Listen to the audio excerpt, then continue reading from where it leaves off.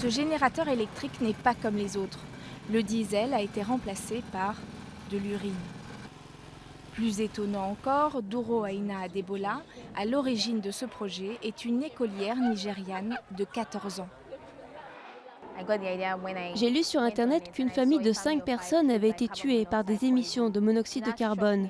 Ça m'a choqué que des gens meurent intoxiqués par des générateurs. Et je me suis demandé ce qu'on pourrait faire pour qu'on ne rejette plus de gaz nocifs dans l'environnement. Grâce à un procédé d'électrolyse, Doro Aina et ses camarades de classe extraient l'hydrogène de l'urine et la transforment en énergie pour faire fonctionner un générateur acheté dans le commerce. En fait, l'hydrogène, c'est l'hydrocarbure sans le carbone. Parmi ses avantages, sa propriété essentielle est son côté écologique.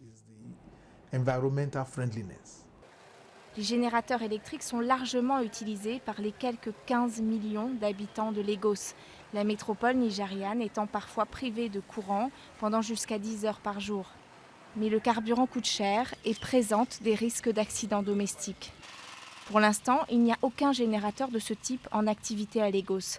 Mais Titilayo Idowu, qui vit près de l'école, a accepté de tester cette invention chez elle.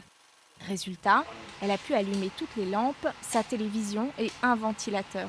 Le tout peut fonctionner 6 heures avec 1 litre d'urine seulement, selon les concepteurs du projet. Au début, je me suis dit, mais qu'est-ce qu'ils amènent? Est-ce que ça peut vraiment marcher?